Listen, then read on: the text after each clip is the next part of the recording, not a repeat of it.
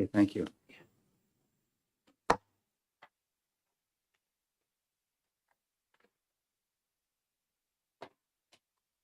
So Fenton is replacing D'Alessandro? Is that what's happening on the Senate side? I just saw his name. Yeah, his name's on it right there. Senator Fenton can't be here today.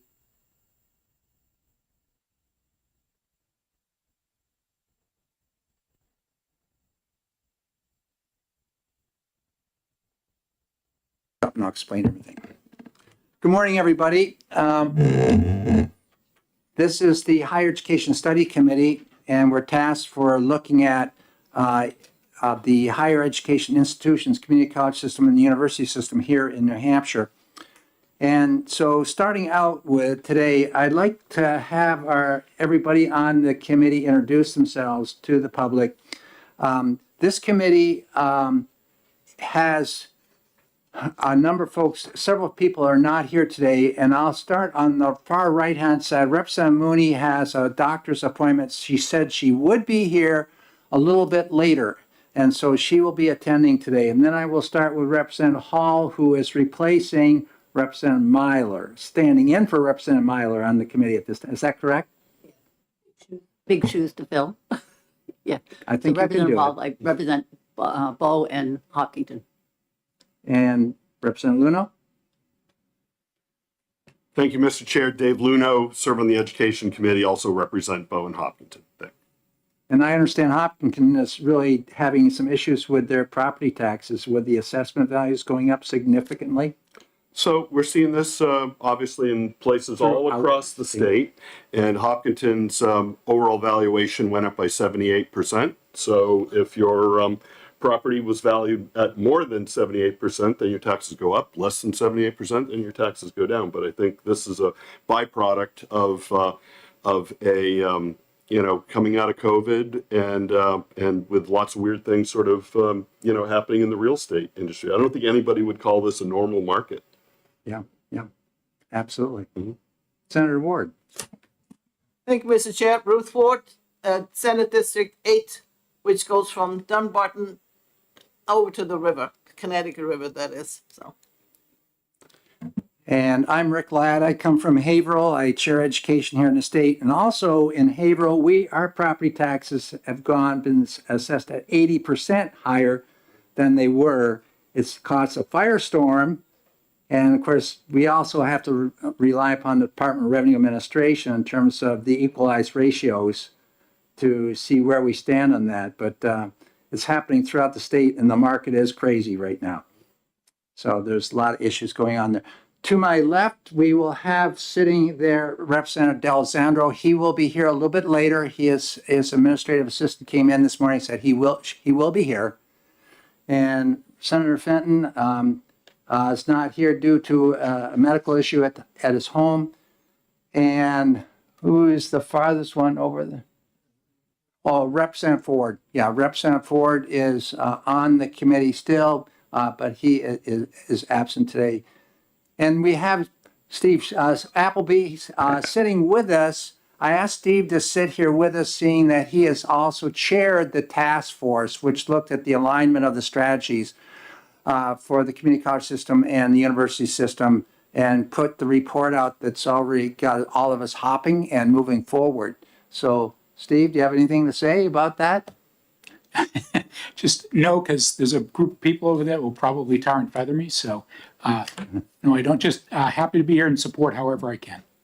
We met for about 3 months and was close to about 60 hours worth of time we put into that with I think about 12 people on that task force. A lot of work, a lot of effort, and I think the product is one that's worthy and tying it in with HB 1450.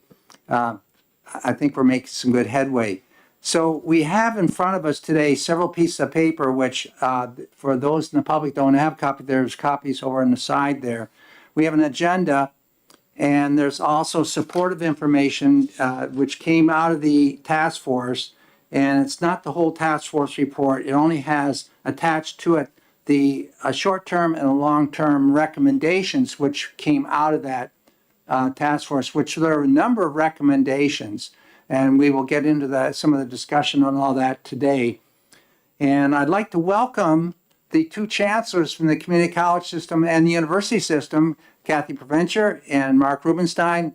You're both welcome. The hot seat is available for you right here, because you might as well move up right now, because we're going to be quickly getting into that part of the docket today. Just as an overview, the governor's executive order, that's 2023-06, and HB 1450, had some very specific issues which we were asked to address. And I'll just go over that. They're in the agenda under item 2A1, or I, Public Higher Education Strategy Alignment. 1, to increase education attainment opportunities to meet workforce needs. That was one of those goals. Improve accessibility and compatibility for New Hampshire students. So we really want to look at this issue of access of all of our students in the state to higher education.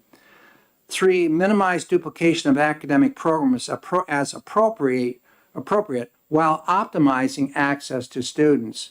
So if there's duplication of programs going on, if there can be some changes made, that could be a changing savings of dollars. However, we need to be cautious that we are optimizing and not taking the access of these programs away from students, for example, in isolated locations. So it's an issue which we have to carefully look at. Number 4, create potential for economies of scale and synergy. If we work together, we're going to accomplish a whole lot more. So with the community college system, the university system working closely together, I think we can accomplish many of those recommendations and goals set forth in their report. And I'd like to recognize Senator D'Alessandro, who just walked in. Thank you very much. Sorry for my tardiness, sir. You're not. We just started. So welcome. Thank you. Do you have anything you'd like to, we've all had a chance to say a little bit. Would you like to say anything, Senator D'Alessandro? Okay, Speech is silver, but silence is golden. great. Okay. The fifth goal, which was in the report 1450 and which the task force looked, is to enhance regional growth and development. 6, streamline administrative costs and obligations. I think we'll hear something about that today for sure. And number 7, continue to work towards transfer of program and credit across the two systems. And that harkens back to HB 1530, which we have passed several years ago to try to have transferability and pathways established between the community college system to the four-year system. With that, I'd also like to recognize Director Appleby, who was in chair of that task force, and Steve is sitting at the table with us right now. That report was issued this year in March 27, 2024. It says 3024. I don't think that's possible, but 2024. And that report is available online, and we do have a bit of it available for the public, as I've said, in the reports. Mr. Appleby, would you like to say anything about that study committee and what it accomplished? Just to give us some groundwork. Yeah, thank you, Chair Ladd.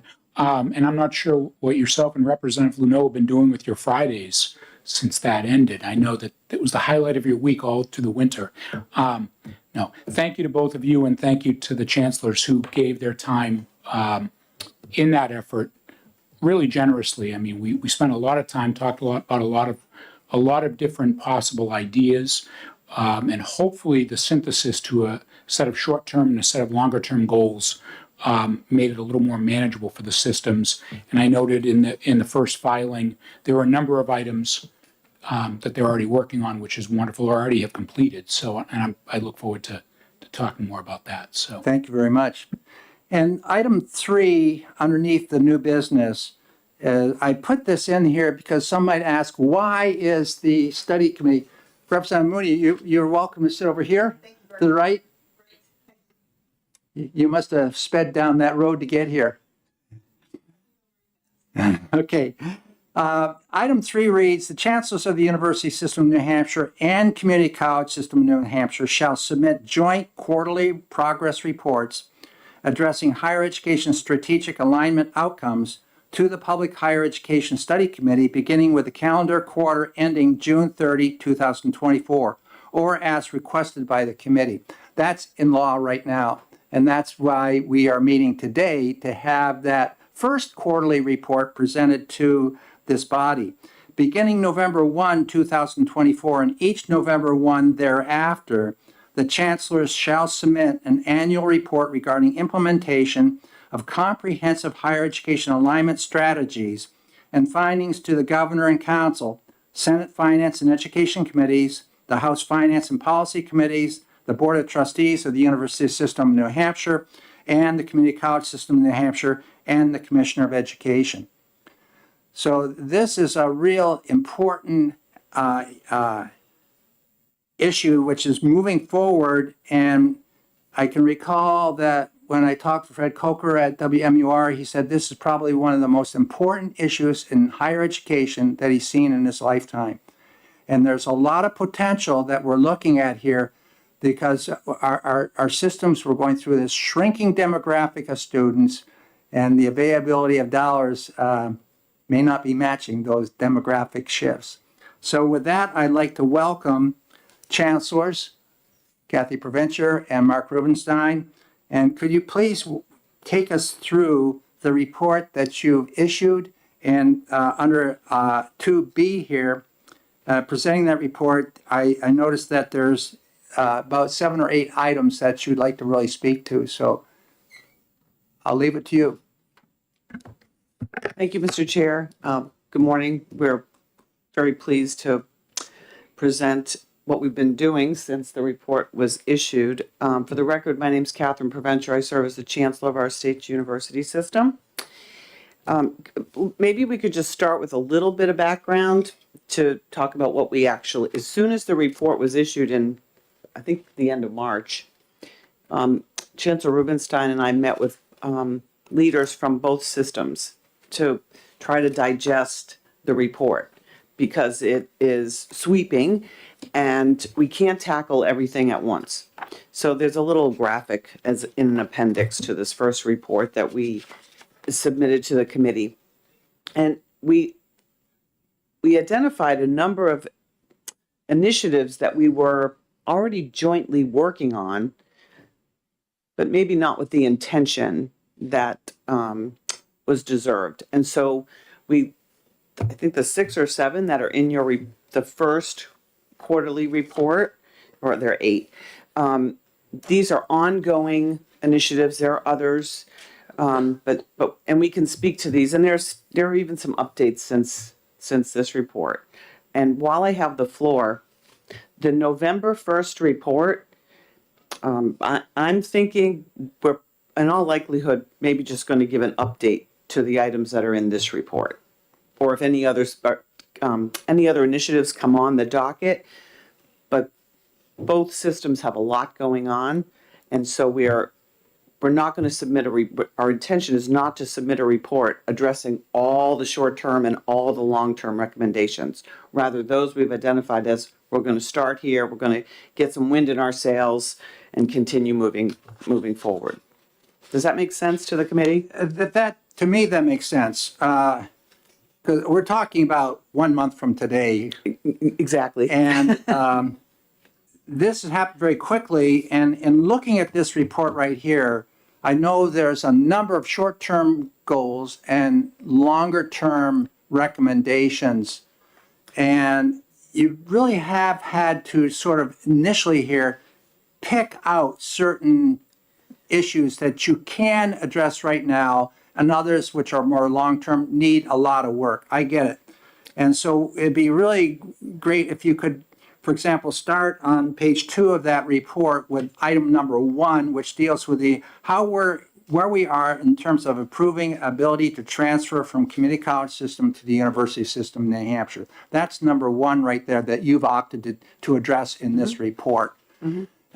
Then I think we can close out this thing, at least from my perspective, and looking at some of those other goals or initiatives that we have there, which are important due to the issues surrounding the state right now in terms of higher education. Just an article in the Wall Street Journal just several days ago that we know we have a number of our high school kids which graduate from schools in New Hampshire that opt to go outside, by outside to another state within New England or further. But the Wall Street Journal came forward and said this is no longer just a New Hampshire problem, it's a New England issue, that there's many students up here now opting to go to the southern states like a Georgia Tech or a UNC due to costs, affordability, and program that maybe best fits their needs right now, all those various needs. So we're losing students to other locations, regions in this country today due to the affordability. The private school at $77,000 a year is just out of reach now. And so let's start off with number one and then work towards some of those other issues throughout the report here, and then talk about those that last part, recommendations for where we're going. For at least 25 years, the issue of transferability between the two systems has been a conversation between the two systems and also with the legislature and other stakeholders. And I would tell you in the last several years, we've seen real progress, particularly catalyzed by House Bill 1530. We now have very tangible, I think we're approaching 100 pathways. The original deliverable was 50, which exceeded the request of statute. But at this point, roughly 100 programs that have been identified where students who follow pathways through the community college system can move seamlessly into the university system. And the thought is that that has long-term benefits for students not having to repeat courses, not having the frustration of uncertainty. And over time, as we implement some new tools to be able to help students map their degree progress between the two systems, to see how courses and programs at our CCS and H institutions will flow into the university system, we're going to make that much easier. Later on, I'll come back to talk about early college, because the ability to help anchor students' opportunities and interests while they're still in high school here in New Hampshire, I think has long-term benefit for keeping more of those students here in New Hampshire, making what might appear as appealing options to the South or other states perhaps less appealing, less compelling when the students have already made significant progress and they and their families have had significant benefit on the affordability axis of enrollment. I'd like to, I agree with everything Chancellor Rubenstein shared. I do want to point out a couple things. There's technology needed to make this really seamless and user-friendly for our students, both community college and university systems. So we're starting to pilot some of that. But it's not as simple, because here's your pathway. These are the courses you need to take to come to the university system and get a bachelor's degree in whatever one of the 100 pathways. But with technology that faculty could keep up to date as curriculum changes over time, and that would help the students be able to interact with their pathways and as they choose different things or stop out and come back. So that will be an issue, right? We can make all these pathways, but the technology will be important, and there's a cost to that. Chancellor, can you speak to this a little bit? In the report which we got on July 2, 2024, that came in from Wayne Jones, I believe, the final report summary for 1530 had an area which dealt with ongoing activities, and it says advisor training on pathways, particularly for community college system New Hampshire advisors, is now a top priority. While both the university system and the community college system are working toward full implementation of TESS, the transfer equivalency system, a common database of course equivalencies necessary to help students understand pathways and customize their journey, we are still working with pathways in PDF format, manual advising on navigating the course equivalencies, manual updating of courses, equivalencies, and pathways. So how's this moving in terms of a student that's going to be, let's say, at White Mountain and wanting to go off into the four-year system, knowing that the course I'm taking is going to be a transferable? Can they access this database, or is there advisors helping them right now?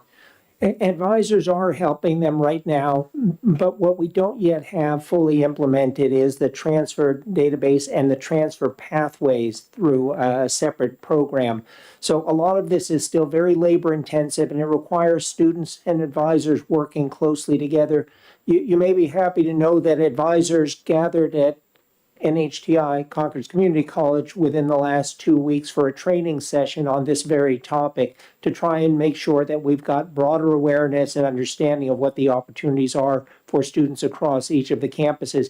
But ultimately, you know that this generation in particular is more likely to pick up their phone than to text than they are to call or ask a question. So to the extent that we can enable the technology and give students the tools that are available when they're ready to ask the question of the technology and not speak with an advisor, will undoubtedly make this work better for them.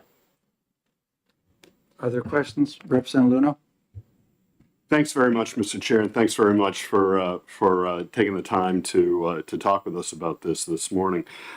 For a student who has successfully completed a pathway through the community college system and is ready to go about a transfer to the university system, what's the admissions process like for that student?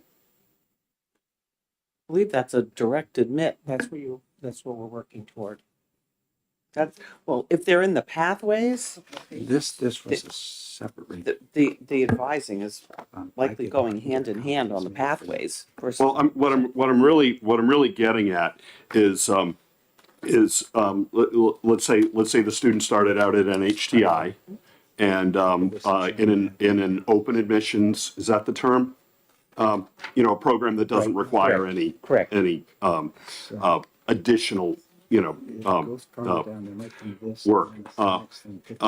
But that student successfully completes the pathway, whether that's an associate's degree or whether it's some other certificate program, but is therefore has met the requirements for transfer into the university system. Do they have to do any additional admissions or SAT tests or anything like that? No SAT test, but this is the process that we're working on for direct admission to make this more seamless, that a student completing that associate degree program is directly admitted into the USNH pathway that extends from the associate degree toward a bachelor's degree.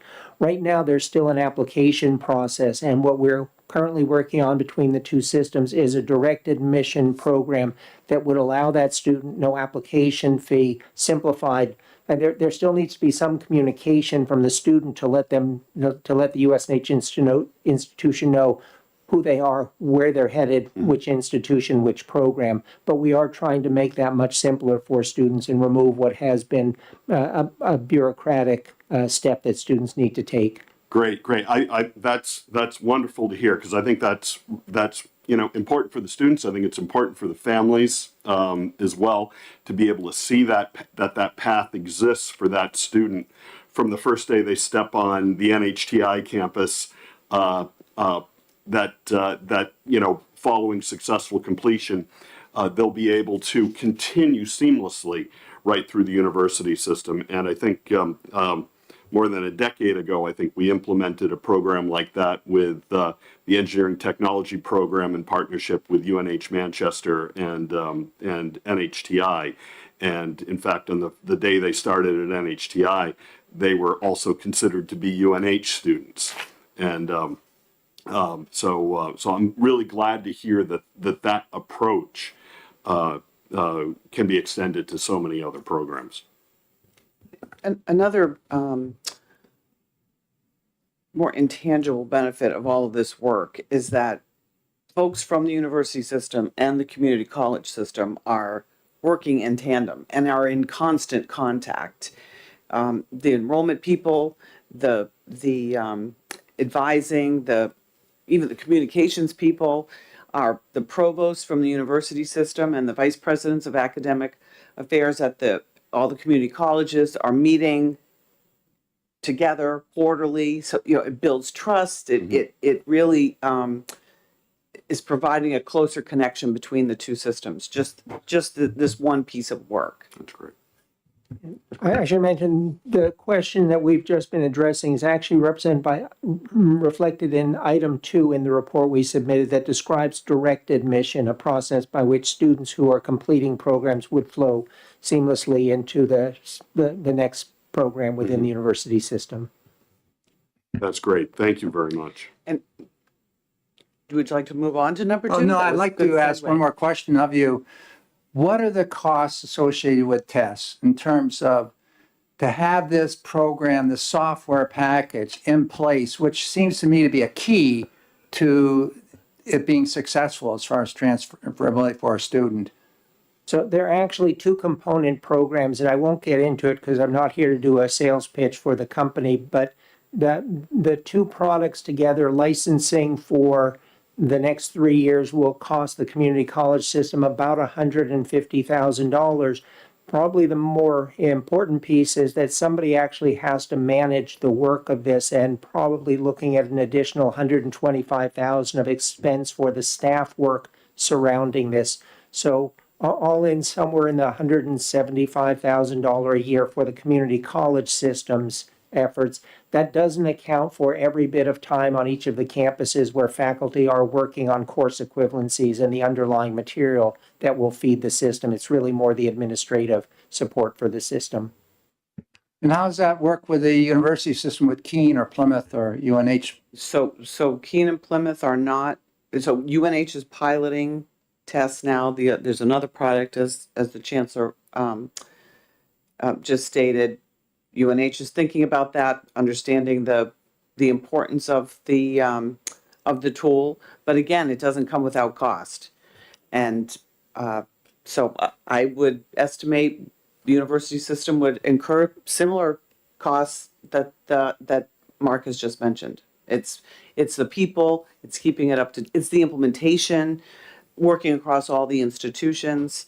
The faculty will need to be involved because it will be, when curriculum is updated, that will need to be included in the database.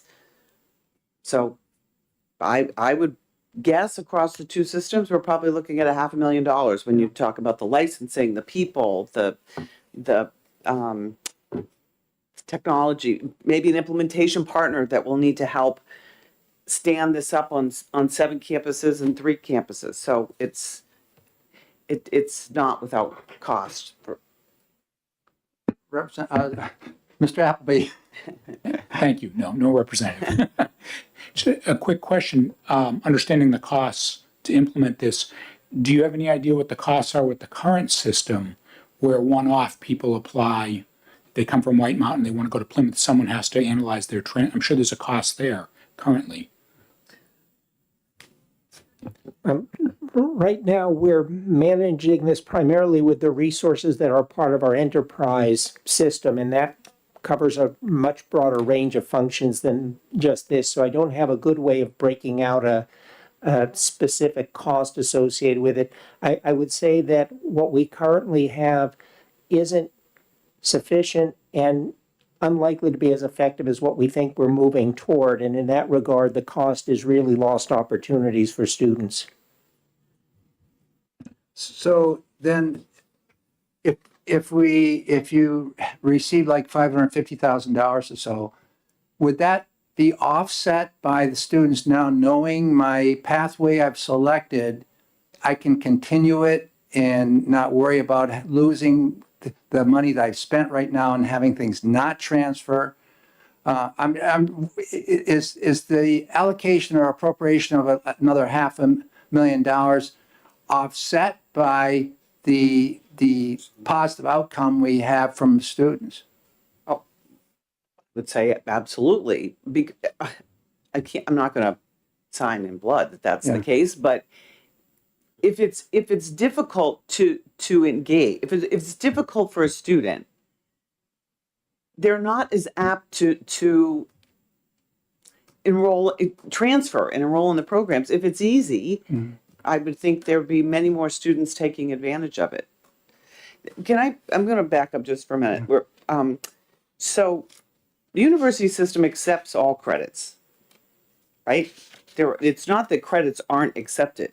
It's that if you need credits, certain credits for a major, if those credits don't apply for the courses that you need for the major, okay, if you take these courses in the community college system, they're all going to transfer into the courses you need for this program that you want to continue at the 4-year level. Does that make sense? Okay. If I may, Representative Luno earlier had asked, it used the phrase open admission.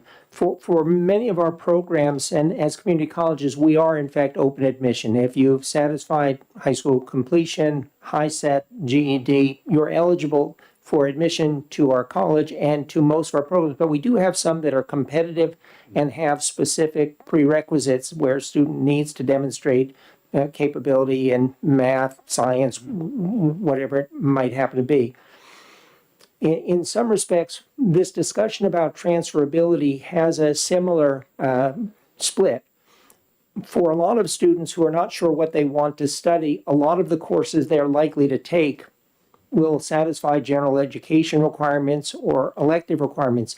But if they're pursuing some of the more structured and competitive programs in engineering, technology, and healthcare, in addition to having perhaps fewer electives associated with them, it's often the case that math is critical, that a student has to begin with a certain level of math. And so a student who's unsure what they're going to study and takes math courses that are not, below the level of calculus, for instance, and perhaps then takes a physics course that's algebra-based rather than calculus-based, may have to continue to make up those credits, take those courses.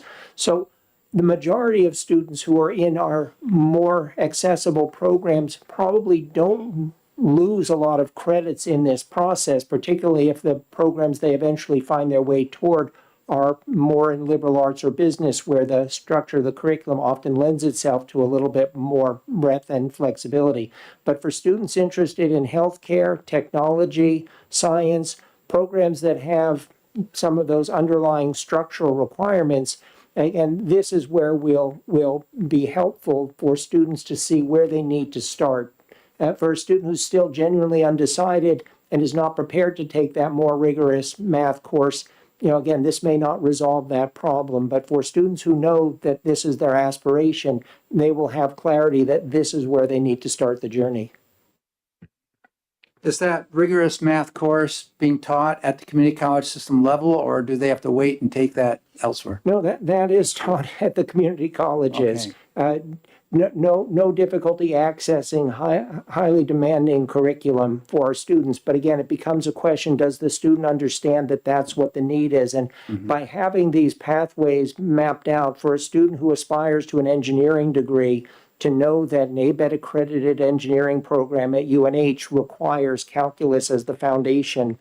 Again, that's very helpful guidance early on for a student, and this approach will be helpful for students to find that sign early rather than just fortuitously have a conversation with an advisor. Are there any other questions on this number one? We haven't, Just a clarifying thing. Thank you, Mr. Chair. So just on that point though, where you have sort of some underlying structural skills to on the part of the student to even to enter some of these programs at the community college level, once they've demonstrated that they've met that either through the work they've done in high school or an application, at the community college level, or work they do at community college. Once they've successfully completed the program or the pathway at the community college, it's then seamless getting into the university system. So that guarantee of structural skill is done at the community college level and not replicated again Correct. at the university. But I want to clarify, the student who has taken our calculus courses has satisfied the requirements for the calculus courses. There are still competitive programs within the university system. I defer to Chancellor Provencher to clarify whether completing the courses would mean you wouldn't have to repeat the courses, but I don't want to say that we've reached a point where every program is uniformly accessible through pathways, because some still have competitive access. Okay. Okay. Paul College Business School is the most competitive. Nursing's number 2 and engineering's number 3. I would add one other point about the transfer system and the technology that we're looking at. We've focused exclusively in this conversation about courses. Part of what we ultimately want to be able to do, I apologize, the speaker is poorly positioned here for eye contact. Part of what we'd like to be able to do is that there are industry recognized credentials. There's training that employers provide that students can demonstrate competency. Some of that aligns with courses that we offer. And if a student can demonstrate that competency and we can document that as college level learning appropriate to the discipline with the right learning outcomes, we also don't want the student to have to repeat that as a classroom exercise if in fact they've already mastered it, for reasons of time and cost. But also, many students come directly from high school into college. And for many of us, that was a typical pathway. But the majority of our students are part-time students, and not a majority, but plurality of them are older students. And often they're piecing together education. We would like students who may have missed the opportunity right after high school to go to college and worried that they weren't capable. Students who have mastered some of these competencies through employment, whether it's in military service or with employers in industry or healthcare, wherever the setting, we want them to recognize that that's college level learning. They've demonstrated success. They are capable of doing it. We think that this is also something that encourages people whose paths are somewhat different in reaching higher education, post-secondary education, to know that they have the opportunity, but more importantly, they have the capability when they may be left high school believing that they didn't. We'll be able to talk a little bit more of that when we get to item number 3, where we're talking about workplace and recognized credentials, and industry credentials that may contribute to this whole process. Let's go on to number 2 right now, the admissions process, streamlining acceptance processes to proactively accept students based on GPA and all that. That's number 2. Do you want to speak to that? I know we've sort of got into it a little bit. So on the university system side, from the community college system, what we're talking about right now with our counterparts in the university system is something called direct admission. That students who fulfill the requirements, complete the associate degree following these pathways, would be directly admitted into the university system in the vast majority of the USNH programs, without the additional burden of an application fee and with a streamlined application process that in some ways is almost more of a notification of, I'm on my way. So no uncertainty about whether the student would be admissible, having satisfied the requirements for the associate degree as part of the pathway.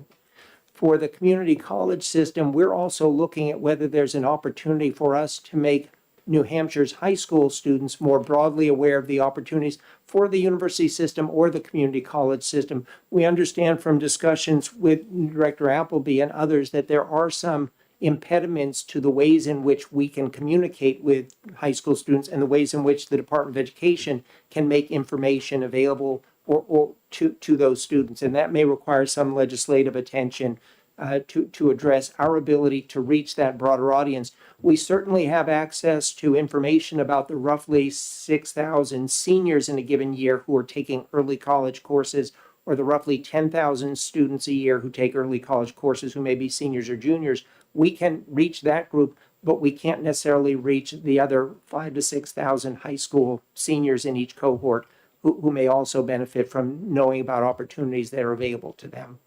What are some of those impediments that you speak of? Is it personal information or confidentiality or? Second, yes. Understanding that data isn't my division, that's Caitlin's, but my understanding is there's a lot of data we don't collect, we're not allowed to collect on individual students in our K-12 system. So to provide a list to, let's say, the community college or the university system, of all of the juniors right now enrolled in a public high school in the state. We don't collect a lot of that data, and more important, and we can't share what we do collect. So, I think what we'd love to do is send a text or an email or a phone call to every graduating senior in the state that maybe if that's, but you know, that data is hard to come by. That, you know, if you met this certain eligibility, you're admitted to the community college system or the university system automatically. And I believe the direct admit, correct me if I'm wrong, Mark, between the community college system and the university system, even if a student graduated from the community college system outside of one of these pathways and met certain GPA levels, we'd like to direct admit those students as well. They may have to, we talked about this already with the credits, but at least give those students an option if they were interested in continuing on with their education. But So- again, we have data. In order to text every high school graduate in the state, we'd need all their phone numbers or email or addresses that we could send them a postcard with a QR code on it. You know, you're directly admitted, but that's personal data, and that's. Wow. Yeah, Mr. Appleby. yeah. For example, one of the articles I left with the chair this morning, speaking about Georgia and the success Georgia has seen with direct admission, notes that one of the Georgia programs at the state level collects all the contact information for high schoolers, which then they make available to their state systems for the direct. One of the benefits of having that data is they can work with their systems to make that data available. So I believe it's in the Georgia article Yeah. that I left on your desk. But, you know, that's a practical limitation to effectively doing direct admission. Yes, we could deliver a box of postcards to every guidance counselor in the state, but it's certainly far more effective if every student gets a text or some type of direct outreach person to person. Then the guidance office has a stack of postcards and they give them out. We've given the College Board the authority to communicate with folks, parents about the SAT scores and results directly. Could that same thing be done by the department to the higher education systems so that we can have this, you know, direct admittance and sped up and so that you've graduated from high school. You're now accepted to PSU. Yeah, I think that would be a good question for Caitlin.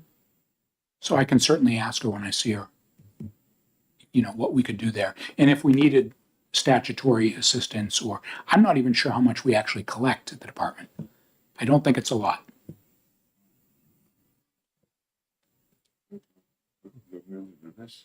Yeah, Senator, I'm with you. I just don't understand, you know, we've missed the boat here. Just Go ahead. This narrative that has gone on for quite a period of time, we've been hearing this narrative, I have, for the last 30 years. 30 years. Walter Peterson and I headed a task force about transferability and acceptance 30 years ago. And we thought we solved the problem 30 years ago. Evidently, it's not only resurfaced, but it now has expanded. And we're trying to deal with it with different methodologies. But it seems to me, if basic data is not available, we're sort of fighting a game that we can't win. And our goal is to provide the best opportunity for our students. And I want to compliment the community college. My grandson is a student at the University of Utah. He's a freshman.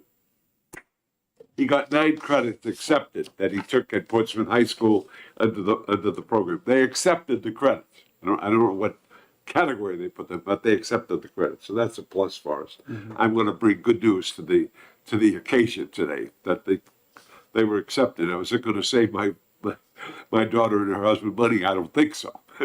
But indeed, the credits got accepted. I think the thing that I look at is basic fundamentals. If basic knowledge is not available for us, for example, knowledge about each one of our graduates, how are we going to assist them as they move forward? And we talked about direct. That's the first question I want addressed. And if that's not available, how do we positively affect these people, these students? Because we want them to move on to the community college if that's the path that they want to take, to the university system if that's the path that they want to take. But connectability is problematic. In the old days, we had the Title III program, which financed admissions. And admissions counselors would go out to every high school in the state and gather information. It seemed to work. Now the Title III program is gone. That initiative is gone. But as a result, it seems to me there's a gap, Mr. Chairman. And if we can't fill the gap, how are we going to service the kids? Thank you. If I may say, and I appreciate, and what I said roughly 25 years ago was in the context of the work that you and Governor Peterson worked on. At the time, he was serving as a trustee of both systems and pointed to this issue. I would tell you we've made significant progress over time, that we're getting much further along than we were. In the early days, part of the issue was accreditation. The accreditation of the community college system is not aligned with the accreditation of the university system, which became a barrier. There have been some additional layers of specialized accreditation, whether it was AACSB for business programs or ABET accredited. Much of that has been resolved. Where we really are right now is gaps in information that we're trying to fix rather than resistance on the part of the university system. Instances where a student doesn't know what courses will or won't transfer and may, again, as an undecided student, may start with a math course that does not align with the ABET required calculus-based course. So I think we've made some progress. For years, the College Board has allowed colleges to purchase contact information for SAT takers. The problem for us, the limitation is that only allows us to purchase the contact information for students who take the SAT, but not for every student who has the potential to be successful. Generally speaking, community colleges don't require the SAT, and for a lot of students who have not taken the SAT, they're in a place where we don't have access to them. We don't know how to reach them other than through the schools. And again, those who've participated in our early college, it gives us some entree. What we're really talking about, and I think it's part of the statewide need for the future, if we're going to be successful with what are declining demographics, an aging workforce, the need for succession in every industry that we have, plus filling the needs of new industries that we have, we can't waste talent. So the ability to find those students who have aptitude but don't know it, have aptitude but don't have confidence, have potential but are worried that cost is going to be a barrier. We've got to find ways to reach them. And this is what we're trying to find is there a way through direct admission with cooperation, support from Department of Education enabled by legislation to reach these families? Representative Mooney. Oh, did you have a follow-up? I mean, I concur with everything you're saying, obviously, but the question is doing it, getting it done. This has been, for me, it's like a lifelong process, and I'm at the end of that lifespan. We all are. I'm leaving town, and I don't know how much I've accomplished in the 50 years I've been in public life. I really worry about it, and now I have grandchildren who are going through the process, and luckily their parents are very keen, both college grad, and so forth, so they have a path. But I worry about the kids at Manchester High School West, where we have a 60% high school graduation rate, where we have a minority school. I've got 8 minority schools in my district. How do we address this situation? These kids, the truancy rate is very high. I can understand why you can't get data. They don't show up at school. I mean, these are social problems that are occurring in the environment that I've represented for a long period of time. And these are things that have to be addressed for all of the things you just mentioned. The workforce, I mean, what are we going to do if we don't get these things done? The workforce is disappearing. The workforce is aging. The new era requires more knowledge, more technology. What we're bringing into Manchester now requires a high level of education. All right, but we've got a burgeoning industry. This the Cayman and his crew. I talked to Dean. He needs 1,000 people. He needs well-educated people. We gave him money to pay bonuses to bring these people. I mean, we'll try to do a lot of things, but we've got to get to that base. And I really worry about that. I really worry. Thank you. If Chancellor Provencher will indulge me a little bit more, I will say we share that. I would tell you that I genuinely believe we're making progress, and we've made progress because you and others who share this interest have pushed us and have worked to make sure that we create these opportunities. We've gotten better over time. We still have work to do. And part of this is the needs of the state for a workforce. Part of this is equity. We're either going to bring everybody with us or we're going to leave some folks behind. And that ultimately is going to create more challenges for the state. If students coming out of K through 12 can be literate and numerate and love learning, that's going to be critical because they're going to have to learn throughout their lives. We note consistently that the work life of 50 or 60 years after high school is going to require students to continuously understand changing technology, changing industries in this state, and being prepared to make the kinds of transitions in their lives that are important to them. I've remarked in other settings, we offer an associate degree in nursing. 1 in 5 of our students in our nursing program already holds a bachelor's degree in some other field, but found out later in life that what they needed to be doing was to become a nurse. So we need to prepare for students who over the course of a 50 or 60 year work life are going to make those transitions. It starts with having students with the fundamental building blocks of the ability to learn and the passion for learning. And what we're working on are putting in some of the structures that will support that.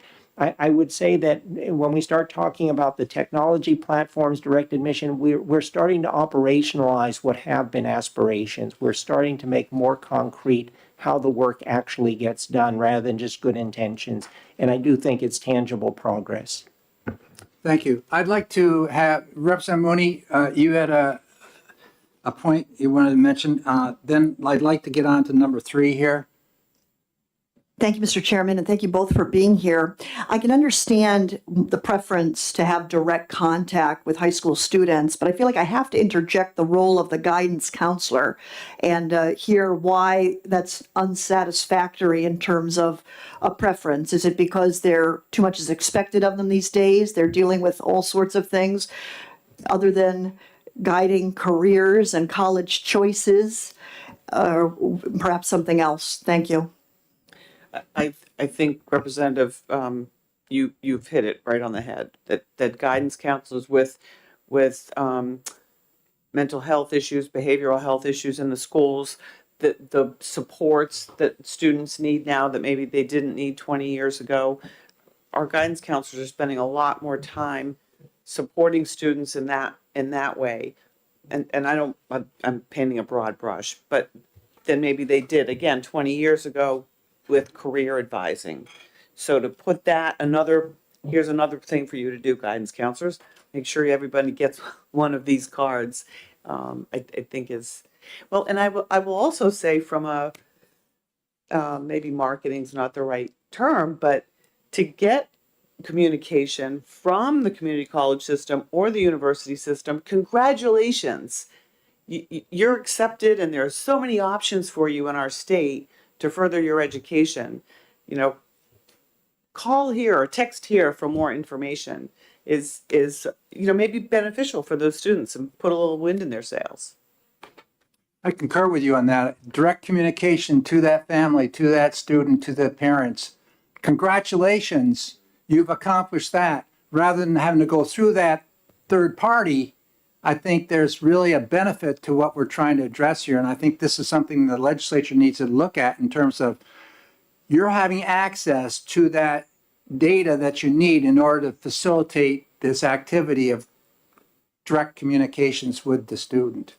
And maybe we need to work with you, Steve, on that one. Yeah, I have reached out to Director Davis regarding the data piece, so more to come on that. And I just want to also, Representative Moody brought up a great point, because we talked about this during the task force meeting, that guidance counselors, what we all grew up with, don't exist anymore. They're school counselors, first of all. A national study was just completed in the last several months that showed that on average, a school counselor or guidance counselor, depending on the state, spends in excess of 80% of their time on mental health issues, which conversely means 20% or less on guidance and post-secondary futures. So I think, and there's been a movement at the national level. One of my programs, Representative Moody, is licensing K-12 educators, including school counselors. And there's been a real movement at the national level over the last few decades to reposition counselors more in the mental health side than in the guidance. So the national standards have even shifted. And I think that's in recognition of what's happening in the schools. So, and during our task force meetings, we took some information from Granite Advance, because they do a lot of outreach in the schools. And unfortunately, relying on another entity to come in and do that counseling, because the schools can't get to it. So we brought them in, and they were quite helpful with some of their information. So, thank you. Just real quick, Mr. Chair, thanks. So I recall a few years ago, this committee worked on a bill, and I don't recall the bill number, but I think it modified, it amended RSA 193C:12, and it was directed to the department, and I'm reading from the statute, the department may collect and the district shall provide student address information from the individual school districts. And it does say solely for the purpose of effectuating the distribution of assessment results and comparative data is provided in this section. But it goes on to say the report shall be provided to parents in an informative and instructional manner to help children meet challenging state academic standards and advance student learning. And I was wondering, how is the department, utilizing this this relatively new section of law that came into effect on in 2021? That was put, I remember doing that. Yeah. And it was for the purpose of having the results of the SAT by the, which the College Board had, to direct mail that to the address of the student. Right. Rather than to the school, to facilitate timeliness. My question would be, why can't we do the same thing for the department to, get this information so they can be sending that, congratulations, hello, you now have earned this. I think it would go a long way. Let's go on to number 3 here, and we'll get back to this, with some of our concluding remarks. But number 3 deals with basically recognizing industry recognized credentials.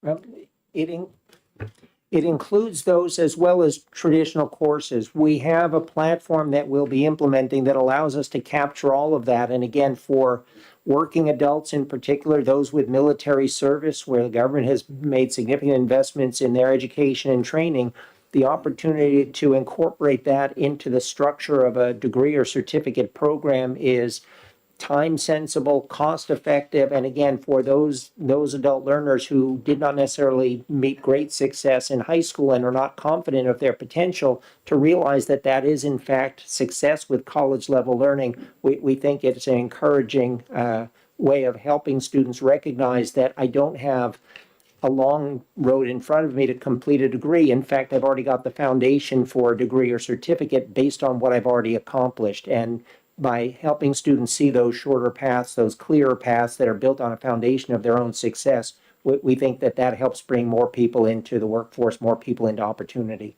So in your report here, you talk about the Nashua Community College using tests to facilitate this. How's that program working there? So that's still in the pilot stage. They're working with College for Professional Studies at UNH, what was the nucleus of the old Granite State College, and recently met with Dean DeSalle and I think two of his colleagues who are instrumental in that partnership with Nashua about extending that across all 7 of our colleges. So although it's still in the pilot stage, as we begin to implement, we think we can grow that relatively quickly. Any other questions on this? The University of Maryland, when I was in the service in the 70s, was giving credit for things I had taken, biological, studies, which I had done with the Chemical Corps and others. I was getting credit for that stuff, even for physical education. So there's nothing new about this. There's nothing new about this. Part of it is our collective recognition that the learning outcomes that can be documented actually align in many cases with curriculum that we offer. If there's a way for us to capture that information, document it appropriately, and incorporate it into degrees. I cited CPS, former Granite State College, under their accreditation with New England Commission on Higher Education, up to 60 credits toward a bachelor's degree could come from PLA, this workplace-based or experiential learning that's appropriately documented. And although I don't know that all of our institutions will move to that level of acceptance of PLA, I think we can make significant progress in helping students find on-ramps into our programs, particularly from some of our own certificate programs, our boot camps. You may be familiar with a microelectronics boot camp program that Nashua has worked on in partnership with BAE Systems since 2017. Over 300 graduates, foundational learning that can flow into technology or management degrees that allow for career progression and career longevity. So again, not just things that people bring from the outside, but some of our own short-term training programs that give people more immediate access to skills that are in demand in the workforce, but then serve as the foundation for growth over time. Thank you. Anything else on item number 3 here? Okay, number 4 is one that I've had some discussions with you last week even on early college dual enrollment.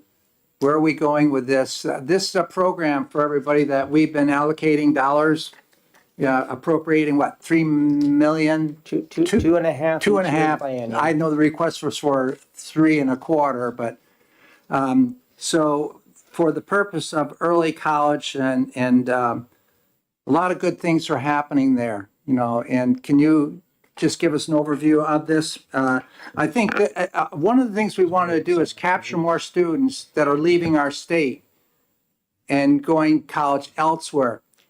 I see this as a key to capturing them early on when they're in high school. I do too, sir. We have data. We looked at students who participated in our early college programs between 2016 and 2022. And the reason we stopped at that point was just to be able to see what happened for the more recent high school completers in the years that followed. Of that group, 83% went on to post-secondary education. Out of that roughly 35,000 students, we had over 28,000 who went to college. Of that group, about 80% went to 4-year institutions rather than 2-year institutions, and 55% left the state to do that.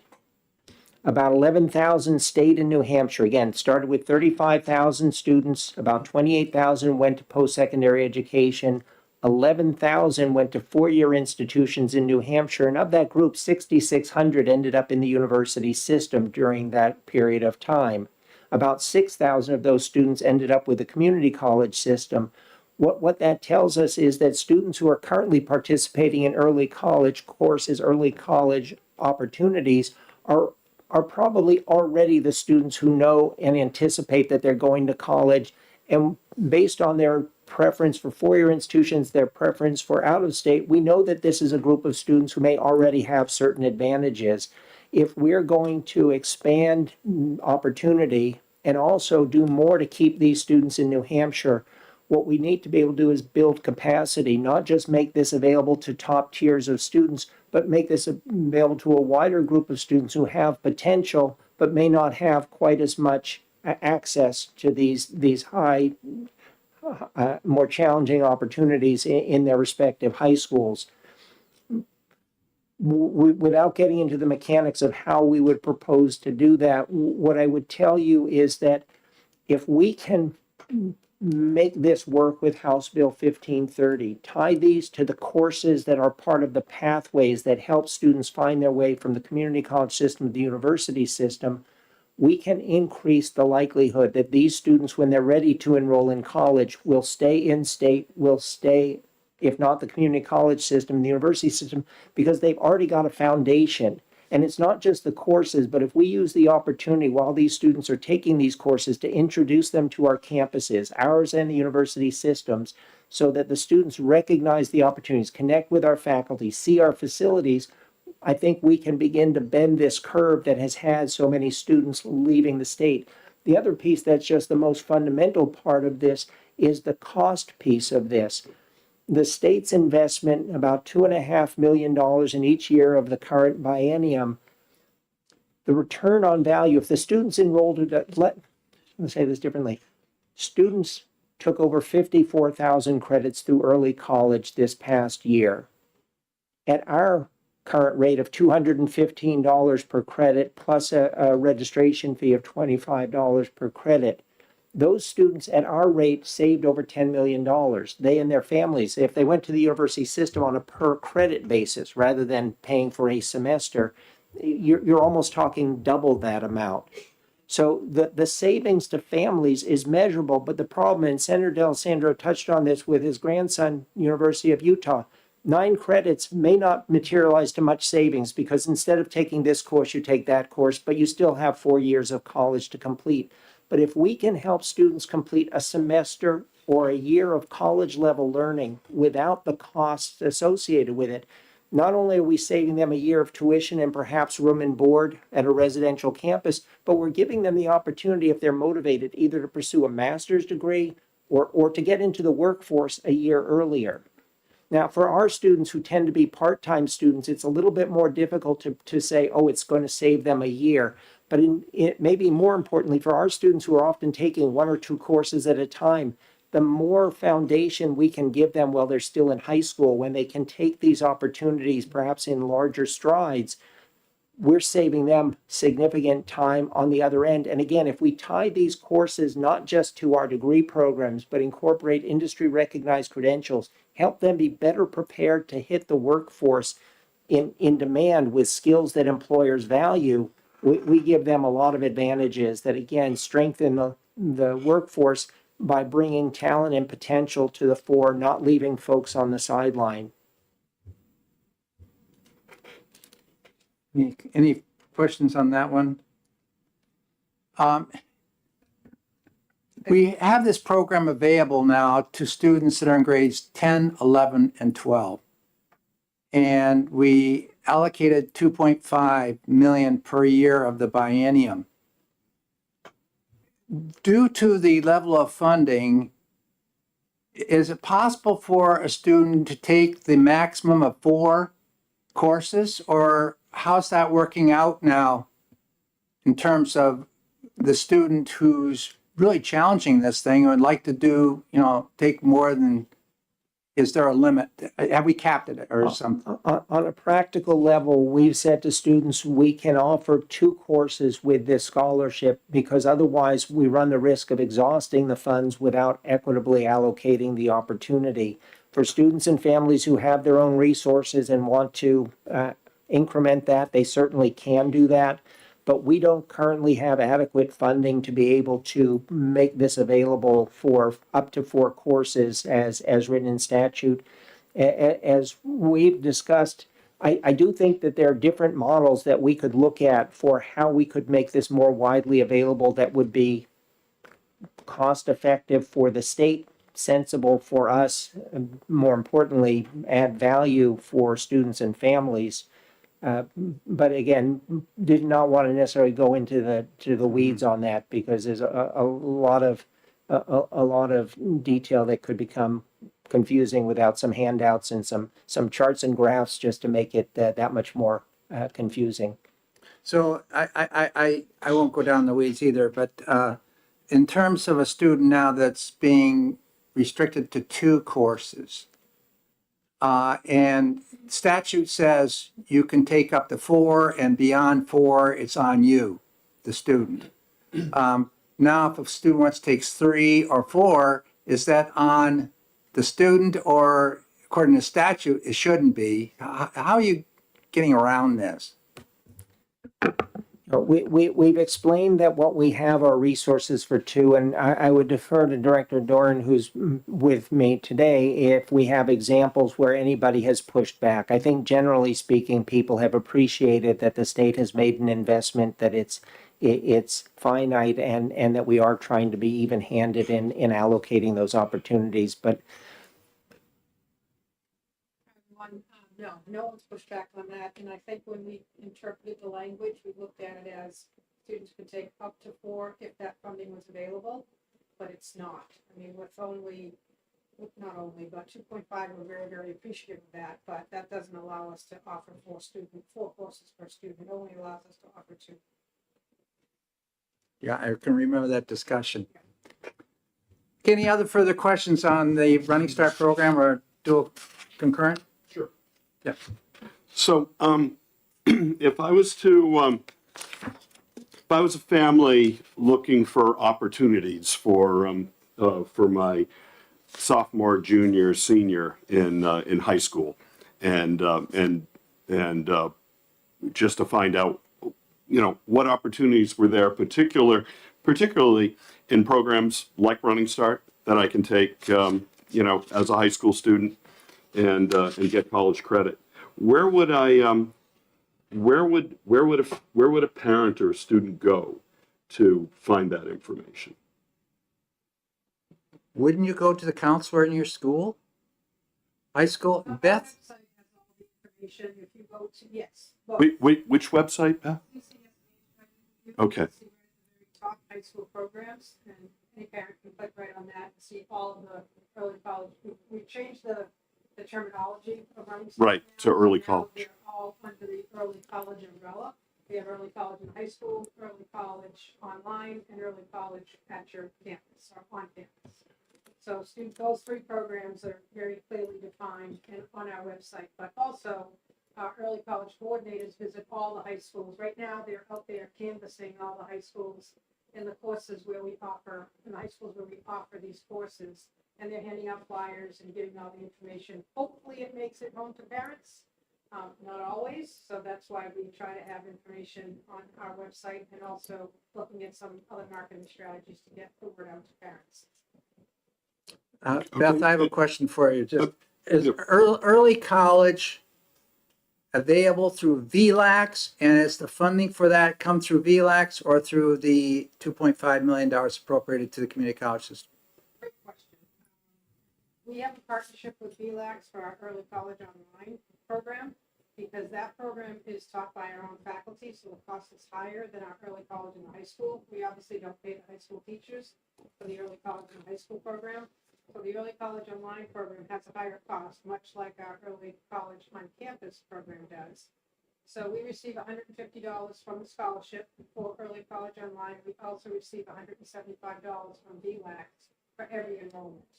So that total revenue for us is $325 for a early college online course versus an early college on campus is about $350 or so. Thank you. Yes. Yeah. Thanks, Mr. Chair. I'm just I'm surprised that the New Hampshire Department of Education website doesn't provide any links to this information, as it does provide links to the Education Freedom Account program with a direct link to the Children's Scholarship Fund, a direct link to tutor.com, information on the Learn Everywhere program. These are in the very, very first items on the homepage of the New Hampshire Department of Education.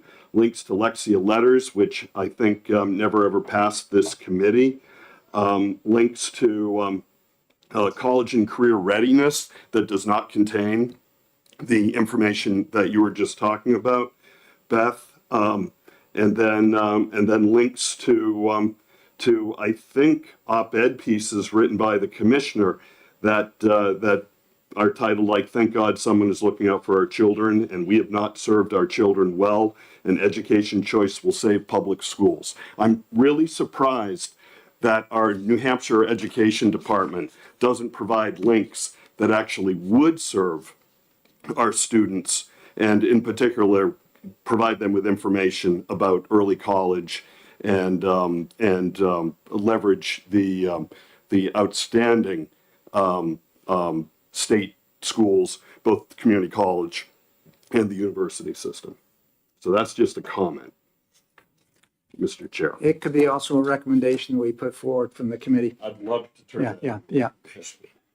Okay, any others on the early college side things? Because we still have a couple areas here, which kind of intriguing. The next one coming up is number 5, and that's to the university system. And we're talking now of what's going on at Plymouth State University in terms of their application for the 3-year bachelor's degree. You want to take this one?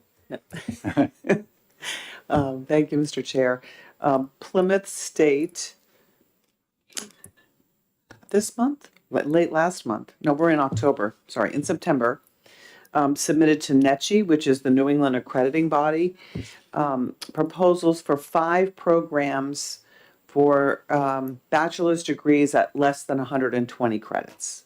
So you could complete a 96 credit degree in 3 years, and there are 5 programs: criminal justice, robotics, cybersecurity. I'm not going to remember the other 2. You have police studies, business administration, applied robotics, cybersecurity, and outdoor adventure leadership. Correct. So I believe NECHI met last week, and we're waiting for final word on whether or not the programs have been approved. I will have the answer for you by the November 1st report. So that's done under an innovations initiative through NECHI. There's still a lot of questions that NECHI commissioners are asking and answering relative to, currently, once you receive a bachelor's degree, you're no longer Pell eligible. So if a student received a bachelor's degree for less than 120 credits and then wanted to continue on to a 120 credit bachelor degree, right now under federal Pell rules, that student would not be eligible to get a 4th year bachelor degree, if that makes sense. So there are lots of questions, but other programs, I think Merrimack College may have had a program or 2 that was approved earlier. So we're moving in this direction, and NECHI has been supportive to date. Now, at the trustee meeting I attended, was it last week or the week before I came in there? Everything's A couple weeks ago. couple weeks ago, there was a question about NECHI. And I know that the president of Keene State is on that board. But is the staff at Plymouth State, according to the president of PSU, was very involved in making these recommendations. In fact, supported by the folks at professional professors and all at Plymouth State. Then why do we, if they see a program that they like to, why then does it have to be approved by a time delay when it was, the application was sent in what, August 15th? And here we are now going into October and November before NECHI gets around saying that's a good idea. Well, again, I'm not here to defend NECHI, but the meeting that was held last week, the NECHI's meeting was probably the first meeting it had since Plymouth submitted its proposal. So we should have an answer shortly. I don't know that the timing is off. I spoke with John yesterday, President Burks yesterday, about this, and if approved, they're going to be ready to stand these up next fall. That's good. Any other questions on this one? By doing this, are they saying you don't need some of that general education? You need these specific things related to cybersecurity or in the other four topics? So is that how they're cutting back? It's certainly Correct. making it more affordable. I would say if the committee, I'm happy to have Provost Bowditch come down, like their faculty were definitely involved with the provost. Happy to have them come down at a future meeting of the committee and talk about, because again, this is happening around the country. So happy to have them come down and That'd be talk good. about the Nate process. could come down Sure. sometime and talk to us Sure. about that. Going on then to number 6 here. And this is one that is hopefully going to save some dollars here. Shared location of administrative offices. Yes, we're both systems have been working. We would expect that the university system will be able to move into a building on the NHTI campus by May, June at the latest. We are in the design phase, or value engineering. That's code for getting the cost down. And a building on the campus was identified that it needs some work, so we're sharing in the cost of there's deferred maintenance, but anyway, so yes, we would expect that we'll be in the building by late spring, early summer. It will save the university system about $250,000 a year in rent, and we will provide a rental income stream to the community college system, and that I'll be right in Mark's backyard. Literally. So you're really talking Farnham Hall, which is the building right behind yours. That's a good move because we're going to save money there by taking them from down the other side of Concord here. What's it? And Chanel, not Chanel. Yeah, Chanel Drive. Any questions regarding that? I think that's a real positive stroke going forward. And the item number 7, which you had here in the report to us, is dealing with unified accreditation. Work in progress. We're currently engaging with the National Center for Higher Education Management Systems, which is a group that's been working across the country for the last 50 years, very data-oriented, policy and strategy-oriented. They've been gathering both our internal data as well as labor market data, other data from federal and other sources.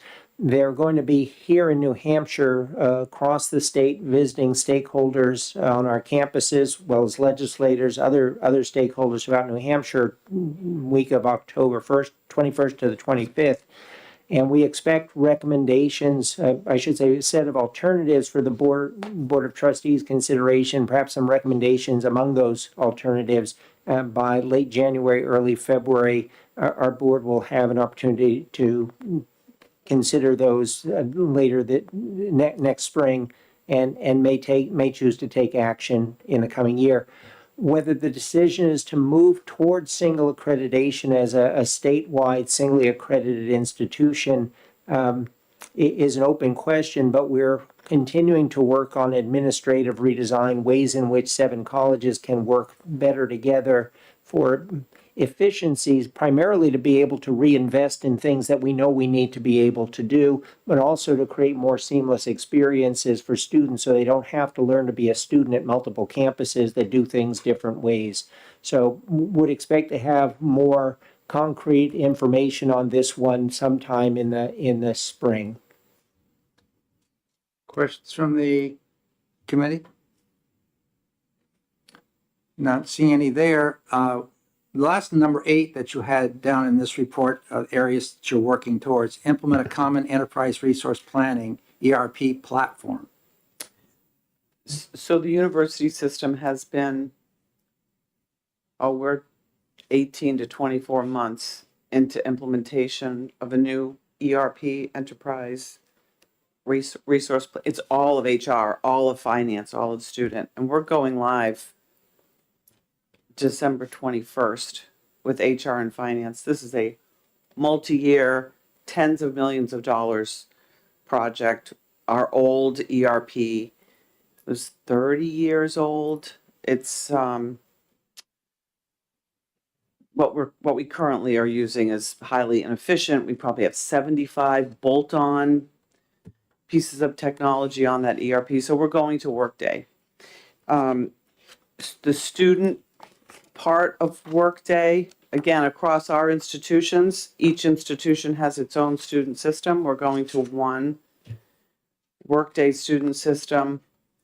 Go live is 27. I cannot overstate the amount of work, the investment something like this requires. So it would be terrific for the two systems to be on the same platform. But again, I cannot, it's an enormous investment. I'm confident it is going to result in enormous benefit for the university system. But that's a heavy lift with intensive investment, in my opinion. We need to continue to work together. I will say even on smaller pieces of technology, where I spoke with my chief procurement officer not too long ago, and we're going to get some seats for the community college system in our procurement platform, so we could start leveraging more scale. But this is, let me just, number 8 is nowhere near the effort for number 6. So I'll leave. We're thrilled about what we're doing at the university system, but the work that has been involved and we won't be finished with student until 27. Okay, those are the 8 topical areas that you selected to share with us right now. Are there any other there's a number of short-term objectives and long-term. Can you speak to any of those which are, not listed here, that the task force also came up with these areas? So Yeah, Mr. Chair, Yes, I had a quick question on the ERP. okay. If we could just Sure. do that, thanks. So when did you say the ERP was going to go live? HR and finance, Yeah. December of this year. Okay.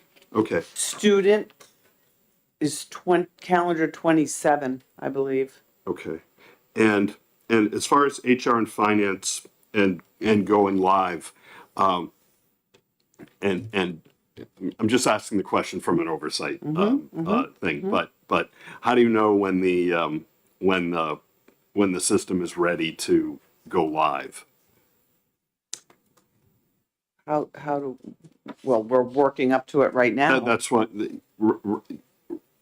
I guess what I'm trying to get at is obviously it's a critical system Absolutely. for Yes. the university system, and wanting to make sure that late in the year, that when you're ready to cut over live, and all companies do these things too, in terms of making sure of the reliability, and I just want to know that that's going on. We are testing 24/7, and the payroll's number one, and that all the tests, believe me, we test and retest and retest. There are hundreds of people working on this. Okay, fantastic. Almost round the clock. Okay, So believe me, if it's not going to work, we're not going live. But there are no indications, as I sit here right now, that we won't go live on December 21st. okay, that's great to hear. So thanks, Kathy. Kathy, before we adjourn here, I'd like to ask one other question, which is more of a short as well as long-term. Where are we on the issue of affordability for students and the efficiency of tuition freezing? We have frozen the tuition rate here. Would this shrinking demographic and tuition being primary source of revenue, how are you going to make this thing work? And that it's an important issue. So the affordability issue for students is huge. That's why we see them going to Utah or to Georgia or some other place, because it's probably getting a Best Buy. How do we address this issue of tuition freeze? Is that going to continue, or the margin must be getting very, very close here as far as.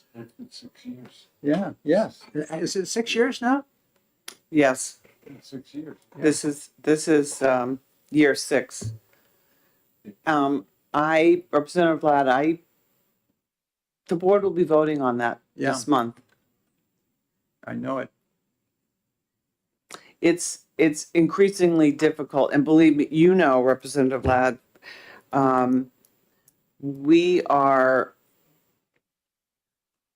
there's a lot of work going on to contain costs.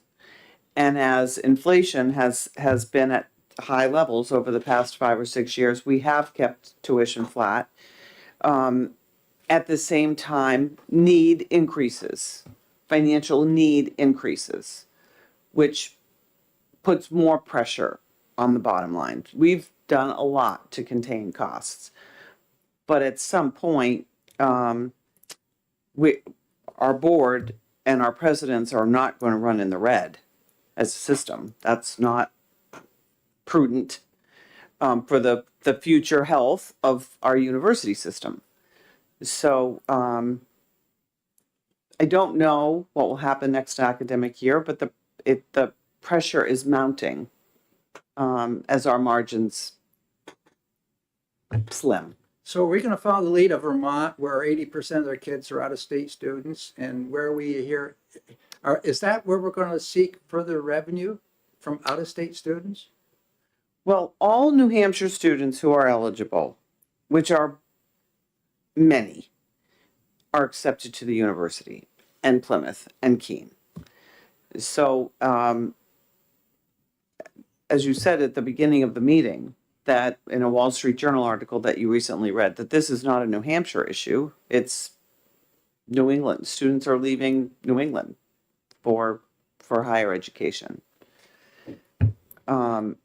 So that's why we have to continue to provide a lot of opportunities. Frankly, I think we need to collectively market them better, and maybe think of a system of public education, not public higher education. Senator D'Alessandro, when you talk about the students I still think our opportunities here as our demographics decline are those students who never even have a twinkle in their eye that they can go to college, whether it be community college or in any way further their education. But how do we get to those students? And I don't think we can wait until high school. But then we have to think of, we are a system of education, right? So anyway, I'm sorry, I just went off on a tangent there. Correct me if I'm wrong, but I can remember, I thought Melinda was saying that first generation students at Keene is higher now than it's ever been. Plymouth also. So how do we replicate that model throughout the whole system? Well, part of that is granted guarantee. And that is another question that, how long can we sustain granted guarantee? So, if you're Pell eligible New Hampshire resident, you have free tuition funded from the university system. So these are all the pressures and opportunities we need to be open to as we think about the future. Is there any other questions, or it sounds like the university and community colleges are trying to chew and walk at the same time? Talk. We can chew and walk at the same time, Mr. Chair. But it's, yes, Representative Mooney. Thank you, Mr. Chairman, and thank you both for being here. You've done a tremendous job, and I know the goal is to make this seamless in terms of transferring credits and doing everything you can internally, and you have a real good grasp on that. But I have to ask about things that you can't control that are necessary to make this work. For example, internships, externships, clinicals, hours, matching up students, finding availability. There hasn't been any mention of that today as far as I know. And my question to you is, how is that going? Are there any glitches there? Are there any holdups there to make this work? Are there any adjustments that needed to be made there? Thank you. So Representative Mooney, I think that's you could have another whole meeting on internships, apprenticeships, externships, both at the community college system and at the university system. As far as I know, that wasn't a topic for the task force, even though I know there's tremendous work happening in both systems. We know there are more internship opportunities than there are students. And we also know that students who participate at the university participate in an internship if they're out of state students, they're twice as likely to stay and work here in New Hampshire. That is a huge effort happening. The University of New Hampshire invested heavily in that. I want to say maybe 5 or 6 years ago, and it's paid off. But again, that's an investment. You need to stand that up, connect businesses and nonprofits with students, make sure that they're having an experience that's worthy of earning credits. But that's I think that'd be another whole meeting on that topic. If I may, I'd like to blend Representative Mooney's question with the discussion Representative Ladd was bringing regarding tuition freeze. Community college system also 6 years, but only one tuition increase, $5 over the last 13 years. So we've been effectively flat and relative to inflation have effectively given up about 40% of the buying power of the dollar during that time. We've only been able to do it because of the state's continued investment in our work. And the reason it becomes increasingly critical is that our program mix has become increasingly concentrated in areas that are absolutely vital for the state.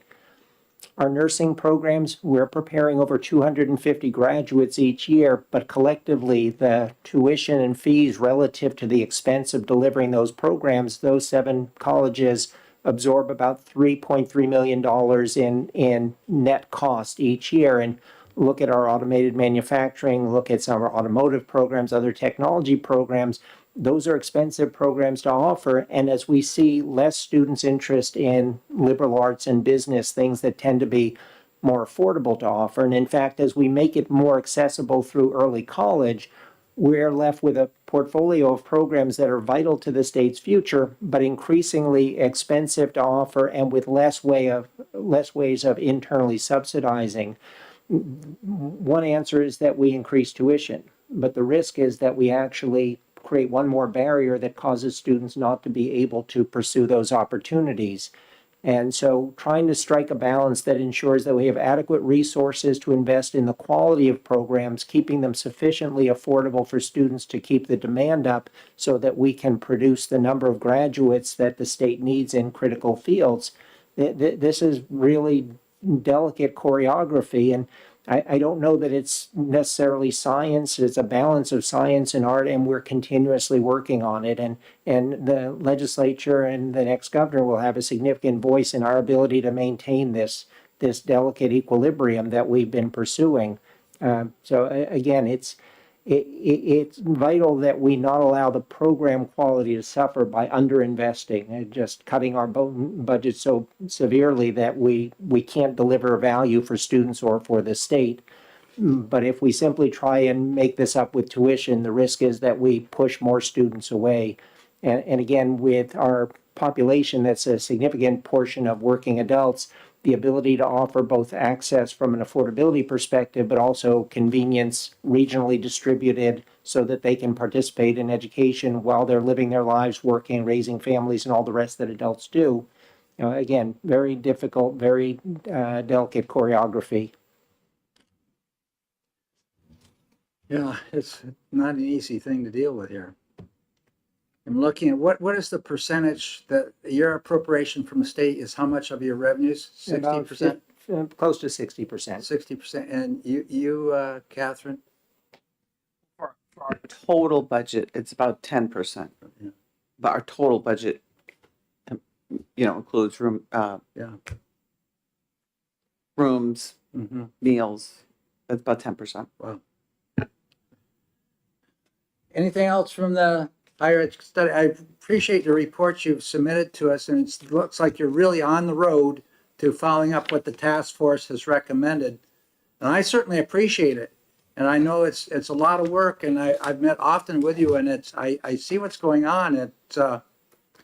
Some of it, you wonder if it's even humanly possible, but you're doing it, and I appreciate it. Any other last thoughts or comments from the committee? I have one Yes. last thought for Yeah. Senator D'Alessandro. I just want to say that we've come a long, long way since 30 years ago. So I don't, when you worked with Governor Peterson, so I don't want you to leave here thinking that the problem is still as bad as it was then. We're both systems are very committed to the work going forward. I know working with the provost, and we initially were looking at 30 pathways, and now we're close to 100 that are uniform from the community college up through. So that's a huge undertaking, and worked with the provosts and professors in the systems.